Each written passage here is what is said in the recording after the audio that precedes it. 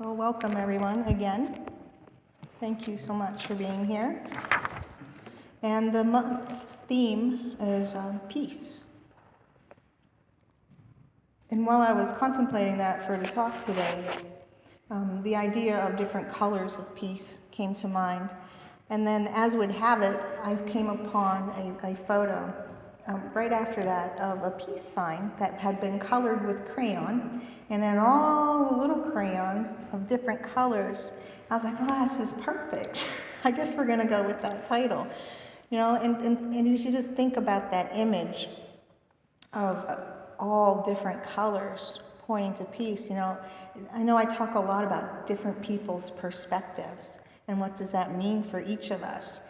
And I think it means the same thing when we try to find peace, because the reason maybe there's not is because I don't know how much we listen or notice in each other the different perspectives. And I also remembered, I've been a fan of Thomas Merton since I was about 15 years old. He was introduced to me then. And he passed in 1968. Until that time, he was a monk who worked tirelessly for peace and for understanding of perspectives between peoples. He was very, very, very prolific. You can find like over 100 books and poems and everything written by this gentleman. And some of them have been compiled, so you can, go through what people consider his most prominent works pretty readily. But some of his works were actually silenced for a while because he was writing at a time when there was a great deal of animosity with Cold War and capitalism versus communism, and some of his writings actually got buried because the thought was it was too radical to think that those two opposing views could possibly sit in peace with each other in any way. He was also one of the very, very first, if not the first, I'm not sure about that, Catholic monk to take it upon himself to learn about Eastern religions and to very, very vocally talk about that. So he would go and visit and learn about Zen, Buddhism, Taoism. And in fact, when he passed, he was actually on a trip to Korea to meet with some of those people and to have that kind of dialogue. And again, in the 1960s, wow, that was incredible to think that there is a commonality of universal understanding between the East and the West, and in how they approach God and the universe. And he was all for opening that conversation. There was an understanding that we don't understand unless we take the time to listen to each other and to find out and to see for yourselves. And it's just amazing. So the prayer is exactly his words. He wrote this prayer, and I will, you can either sit in it or follow along, since it's a little bit longer. You can turn into your meditation. But we do pray in the words of Thomas Merton, the Peace Prayer. Almighty and merciful God, Father of all men, Creator and ruler of the universe, Lord of all history, whose designs are without blemish, whose compassion for the errors of men is inexhaustible, in your will is our peace. Mercifully hear this prayer, which rises to you from the turmoil and desperation of a world in which you are forgotten, in which your name is not invoked, your laws are derided, and your presence is ignored. Because we do not know you, we have no peace. From the heart of an external silence, you have watched the rise of empires, and you have seen the smoke of their downfall. You have witnessed the impious fury of 10,000 fractile wars in which great powers have torn whole continents to shreds in the name of peace and justice. A day of ominous decision has now dawned, on this free nation. Save us then from our obsessions. Open our eyes, dissipate our confusions. Teach us to understand ourselves and our adversary. Let us never forget that sins against the law of love are punishable by loss of faith, and those without faith stop at no crime to achieve their ends. Help us to be masters of the weapons that threaten to master us. Help us to use science for peace and plenty, not for war and destruction. Save us from the compulsion to follow our adversaries in all that we most hate, confirming them in their hatred and suspicion of us. Resolve our inner contradictions, which now grow beyond belief and beyond bearing. They are at once a torment and a blessing. For if you had not left us the light of conscience, we would not have to endure them. Teach us to wait and to trust. Grant light, grant strength and patience to all who work for peace. But grant us above all to see that our ways are not necessarily your ways, that we cannot fully penetrate the mystery of your designs, and that the very storm of power now raging on this earth reveals your hidden will and your inscrutable decision. Grant us to see your face in the lightning of this cosmic storm. O God of holiness, merciful to men, grant us to seek peace where it is truly found. In your will, O God, is our peace. Amen.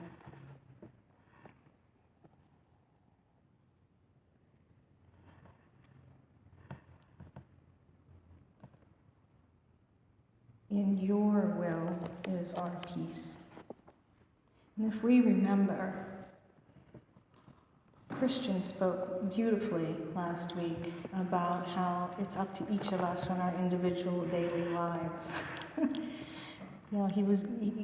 He's great at that, to point out how we ourselves are that spark of creation. And if we are that spark, then you can find the will of God right there, right within you. I was going through pictures this morning of ones I took this summer, and I found a picture of an empty bench I took near a team in a waterfall and has some foliage, and the bench being empty. And I'm like, how many people allow themselves just to sit in that space of emptiness to feel what it is God is with you, and that alone finding peace? And if you find that, and you find that, geez, it's a much wider perspective than what I have right now. So much wider, so much brighter. You can walk into a room, and I'll just take Thomas Merton's example. He actually had a huge epiphany on a sidewalk. He was walking down a sidewalk and minding his own business, doing his thing, and he stopped and realized that every single person walking by him, around him, across the street, in the cars, were shining. They each maybe had their own little different shine, which is why that Colors of Peace was so appealing to me, because it's not all the same shine. You each have your own, and yet it's the shine of creation. And what a gift that he was able to actually visualize that. But then with that gift, once you get a gift, you kind of need to figure out what to do with it. It's really nice when it's in the box and it has the little bow on it and you're looking at it and you're saying thank you so much. And then you open it and realize, oh my, now what? And that's not really a gift you can re-gift next Christmas, It doesn't quite work that way. What are you going to do with that broader perspective? And I know every time I talk, I'm almost preaching to the choir here. I don't know if you've had that exact experience where you can actually see I did once, about 2 Christmases ago. I was actually at the Edinboro Fire Hall with my kids with mass chaos because it was Santa Claus breakfast day with the children. And they're jumping and they're, it was lovely noise, but it was very noisy, very active, kids running everywhere. And I stood up, and it wasn't quite the same as what Thomas Merton had described for himself, but it was this realization that all of these people, it was incredible. The energy created to allow children to celebrate in any way, and people offering their service for food, for charity. And then there was this like layer of sheen of color. And you cannot ever look at anybody, even the one that's like being really nasty to your face. You can't ever look at them the same way again. So I'm not sure though how you get that beyond what Christian said of starting with yourself. Or somebody as high, well, at the time he was getting to be more high profile, Thomas Merton, going across, the ocean to do things like that. I mean, we do have some of those high profile people. But then sometimes I think they are put as, well, that's them, and that works for them. And then we have to get another one to show everybody again. There's a really funny meme. Do you guys know what memes are? Little cartoons that get put online and to try to make a point. Most of them are sarcastic. But there was one that had a picture of Jesus and a picture of, I don't know, it was Krishna, or, it was some kind of Hindi god, and I'm not versed on all of them, but I know he was blue, And they're talking to each other, and they're looking down they're sitting on the clouds, and they're looking down on earth. And one says to the other, well, who's going down there and tell them what it's really about this time? And then there's another one that I saw right after that says, you know what? Muhammad, Jesus, none of them were the religions that we have made from their teachings. Like, Jesus wasn't a Christian. He was just pure teaching of love, walking around, doing his thing, being who he was, being totally aware that it's okay to have interactions with other people to find out where they're at. Or he wouldn't have talked to the tax people and the soldiers and the prostitutes and everybody and the sick people. That wouldn't have happened. You need to have that dialogue.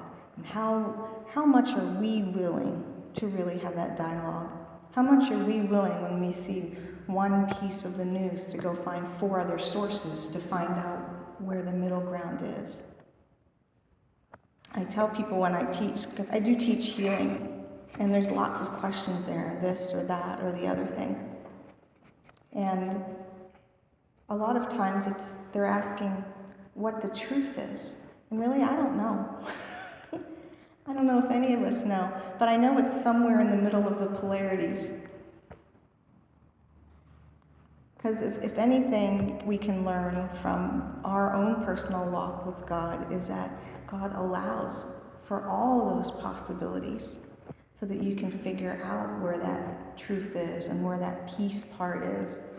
And if we can keep going back to that, no matter what color you pick up first, you'll get back to the center. And think about this, if you took the whole box of crayons, and I might leave you with this thought, if you take the whole box of crayons and you color, and you take the other and you color, and you take all of the colors and you color them all together, what's that color?